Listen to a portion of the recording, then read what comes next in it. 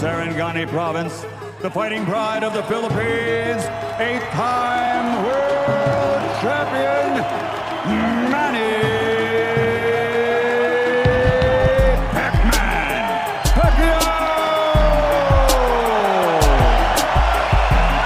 From Oxnard, California, USA, the former lightweight champion of the world, Brandon Bam Bam Rio!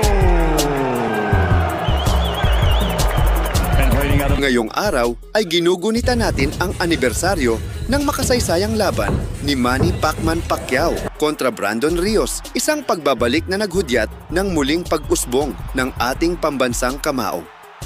Naganap ito noong Nobyembre 24, 2013 sa Cotai Arena, Venetian Resort, Macau para sa bakanteng WBO International Welterweight title, isang gabi na tumatak sa kasaysayan ng boxing.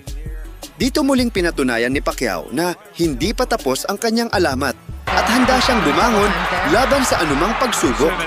Manny falls into punches. Oh, he nailed him. A good left hand coming in. Look at the hand speed. You know, when an older fighter... How frustrating is this for the... That part of it isn't happening. Having fought Manny 3 times, knew him pretty well.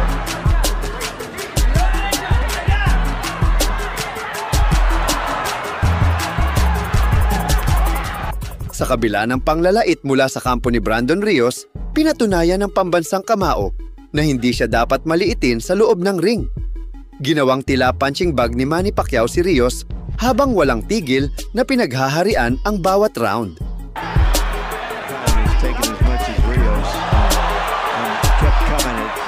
Manny's just outclassing him, round after round. Well, sometimes tough guys with Chance. Yeah, you can hit a 12-run home run, as we say. as the blood trickles from his left. Sneaky short right hand on the inside there. His last fight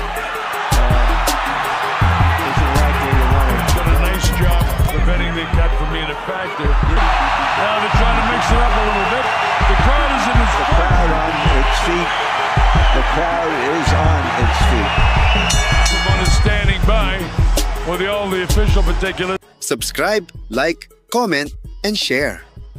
Maraming salamat! He's back. The fighting pride of the Philippines,